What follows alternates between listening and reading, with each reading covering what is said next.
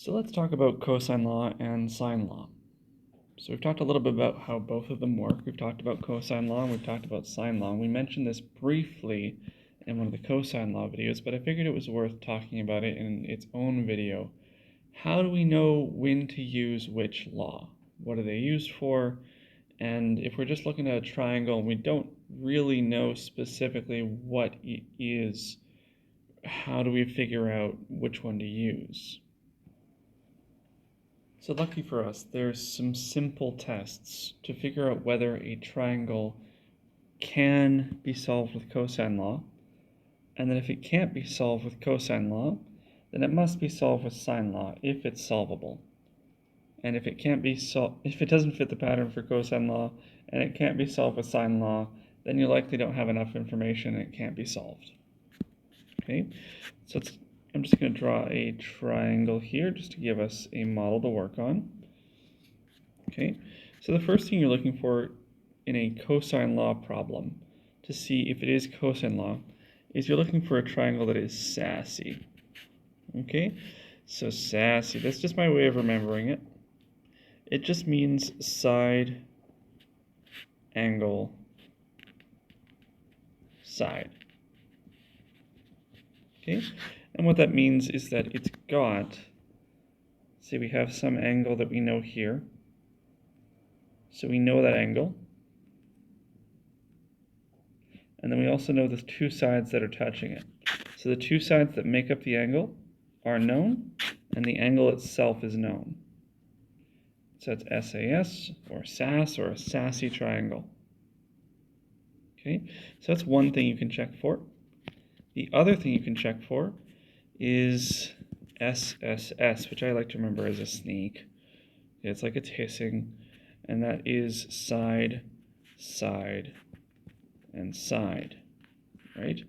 So this one's really easy to spot. You're not even looking for where it is. It is literally just, I'm just going to make this one blue and then mark that one as red. It is literally just having all three sides. So if you have all three sides, that means that you can do cosine law. Okay? So if we have sine angle side, we can do cosine law. If we have side, side, side, we can do cosine law. If we don't have either of those, so if, maybe you have an angle on a side, but the other side is over on the other side, or maybe we have two sides but not the third, well then cosine law won't work. And if cosine law doesn't work, then we use sine law. So if it isn't cosine,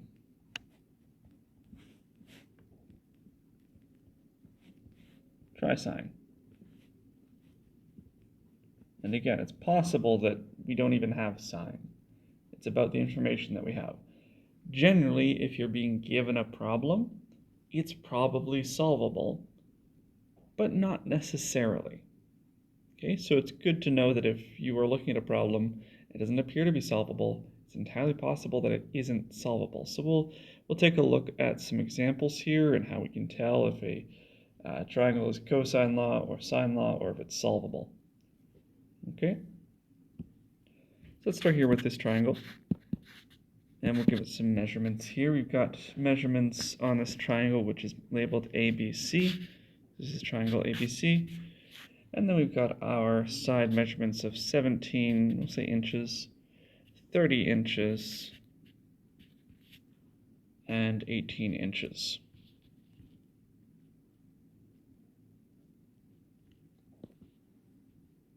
Okay, so first we got to figure out which law fits. Is it cosine law? Is it sine law?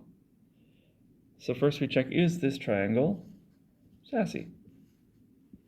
So side, angle, side. So we have side, no angle. Side, no angle. Side, no angle. No angles at all, actually. And if we have no angles, then it can't possibly be side, angle, side. So, not Sassy. What about SSS, that hissing snake? Well, we have one side, two side, three side. Three sides of the triangle. We've got all of them, which means it must be triple S over here. Okay, which implies cosine law.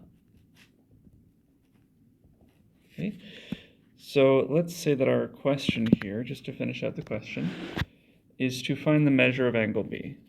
Right? I didn't even need to tell you what you're solving for to tell you, what you could use on this triangle. But since we know we're solving for angle B, we're solving for this guy in here, we know the formula for this. Right? Looking at our previous notes, previous videos, we know that this will be equal to cosine of big B is equal to a squared plus c squared minus b squared all over 2ac. Okay? And then we just solve this like a normal cosine law question. Okay, we plug in all of our values. Cosine of big B, you can skip this part if you're feeling comfortable with how to do cosine law questions. I just like giving a little bit of extra examples for us to work on here. So then we have our a squared. Whoops, I've forgotten an important step. Yeah, we need to label this triangle. So real quick, A across from A, B across from B, C across from C. Okay, now that we know A squared, 18 squared, plus C squared, 17 squared, minus B squared, 30 squared, all over 2 times 18 times 17. Okay, now we've got cosine of big B equals 18 squared, which is 324, plus 17 squared is 289, minus 30 squared, which is 900, all over 2 times 18 times 17, which is 612. Put all that together up top there, we get cosine of B equals negative 287, still over 612. We get cosine of B, if we do that division, we get negative 0.4690, again just keeping it to those 4 decimal places. And then we take the inverse cosine, get rid of that cos, leave just B, same thing on the other side, and that'll give us 117.97 degrees. Okay, so zip through that little bottom part there, since this is really more about this, figuring out if it's cosine law or not. This is just some extra practice. Okay, so this is just, really, you're just thinking about this as like an extra initial step. Everything else is the same. This is just, find out what you're doing first. Okay, so let's look at another one here. Okay, so second example here, we've got another triangle. Again, this will be triangle ABC. I will almost always use ABC. And we'll give ourselves some measures here, say 20.6 kilometers. Triangles don't have to be small, right? Say 12.6 kilometers here. And let's make it 12.5 actually. That'll work. Don't want them both to be 0.6. And then we'll say that this angle is 135.1 degrees. Okay, so that's this internal angle here. Okay, so first things first, let's identify the triangle problem. So let's see first, is it Sassy? Okay, so we've got an angle. Awesome. So for this to be a side angle side problem, we need the angle to be touching 2 sides that we have the values for. So we have the value for this side, and we have the value for this side, which means it is side angle side. Hurrah! It is in fact a side angle side problem, which means it's cosine law. Awesome. So let's figure out what is this triangle about, how do we solve it. So we're going to be using find line AC, which we should know is just the line that goes from point A to point C, which is this line right there. And I'm like marking it really clearly so we know what we're talking about. Okay.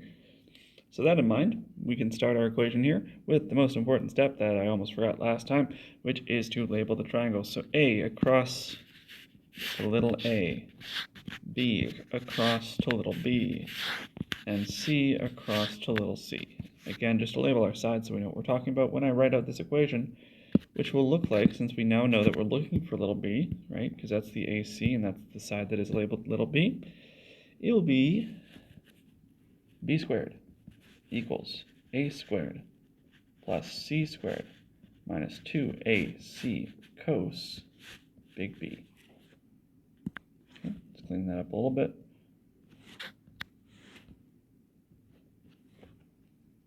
Okay. Now this is that tricky part a little bit because of the sign, so we'll do this as an extra practice. Like doing extra practice, make sure that we know what we're doing in math. It's the easiest way to get really good at something in math is to just repeat it over and over. So long as you understand what you're doing and you're not just guessing, it will improve your skills as you go. So I'm just plugging in all the values here. So minus 2ac, which is 20.6, and 12.5. Okay, so that's all of our values subbed in, except I've forgotten a cosine. There we are. And then a cosine of 135.1. I just ran out of room on the side here. Okay, so that's our 2ac cos b. Okay, so I'll write it a little bit to the left here so we don't get squished. So b squared equals 20.6 squared, which is 424.36, plus 12.5 squared, which is 156.25. We've got minus, I'm just going to multiply these front guys here. Should give us about 515. And then we still have cos of 135.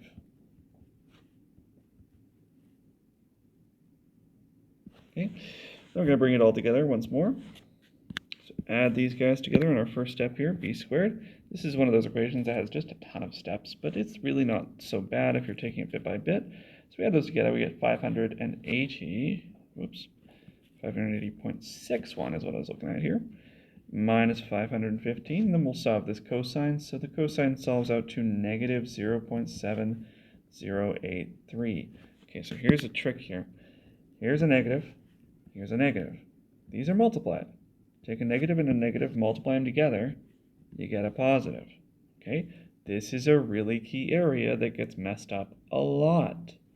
Okay, it's not something that is unique or special or rare. It happens all the time to people who know what they're doing, to people who are learning, to everybody. It is the easiest thing to mess up. But if you remember that they're there, and you multiply them together, make the positive, and then you just multiply 515 by 0.7083, you get positive 364.77. Okay, and once you've gotten to this point, you just add these together. B squared equals 945.38. And you'll notice if this was negative, right, if this had been a positive and this ended up as a negative, this still would have been a positive number, so it still would have been a valid answer, except that it would be wrong in our case. Okay, so it would be a hard mistake to catch if you don't catch it here. Okay, that's why it's such a common error. So be careful of that. Last step in this type of cosine law question, we take the square root to get rid of the square on both sides because math is fair, which gives us a final answer, b equals 30.7. And there we go. Some extra little cosine tutorials. And now we'll just do one more example just to kind of round out the offering here, and just a little bit more practice as we go along. Okay, so here's our last triangle that we're going to look at here. We have triangle ABC. Right? And we're going to give it some measurements here. So we'll say 22 miles this time. Let's go back to imperial. Okay, and we have, say, 131 degrees here as our interior angle, and 15 miles again over here. Okay, so that's the triangle set up as is. So let's do our checks. So first, is it Sassy? Well, we've got an angle. That's a good sign. And shared sides, we have one side that is shared, absolutely. And the other side, we don't know what it is. Okay, so that's not Sassy. We can't use that. How about side, side, side? That's sneaky boy. Got a side? We got a side? We don't have a side. So that doesn't work either, does it? Okay, so it's not side angle side. It's not side, side, side. which means it must be, if it's solvable, sine law. Okay, so given the problem of, say, find the measure of angle C. Okay, given that problem, let's solve this in sine law. Okay, so first things first, we're going to label our sides. So A goes to little a, B to little b, C to little c. Okay, so that in mind, we go through our sine law steps. So first things first, we need to find the incomplete pair. So we know that C is to little c, and we do have little c, so that works out. So since we're looking for the angle, we put sine of c up top over little c, and that'll equal our incomplete pair, or rather our complete pair, sorry. And we've only got one angle, so it's pretty obvious which one is going to be our complete pair here, since we don't have anything about b at all. But we do have all of a. So let's use sine of a over little a. Okay, so let's solve this real quick here. Plug in all the values that we know. So sine of big C, don't know what big C is, leave it as is, over little c we know is 15, equals sine of big A, so sine of 131, over little a, which is going to be 22. Okay, we want to get this sine of big C on its own over here. We have a divided by 15, so we got to do the opposite, get rid of it. Opposite of divide is multiply. So we multiply by the thing we want to get rid of, multiply by 15, those cancel. Then we do the same thing on the other side, since math is fair. And I rewrite this just to make it a little bit clearer. Sine of big C equals sine of 131 times 15 all over 22. Okay, now we can put this all together once we solve the right-hand side here. So we'll do sine of big C equals, we'll solve the sine first here. So we have 0.7547 times 15 over 22. And remember, those brackets together mean multiply. So if we multiply the top and we divide by the bottom, we will get sine of big C equals 0.5146. Okay, then we take our inverse sine as our last step here.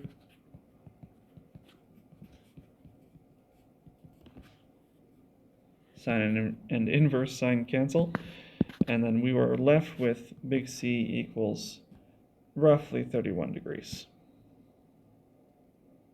Okay, so that's one example from sine law, one example from cosine law, and one example from cosine law again, but the other case. So we've seen a Sassy triangle, a snaky triangle, and sine law.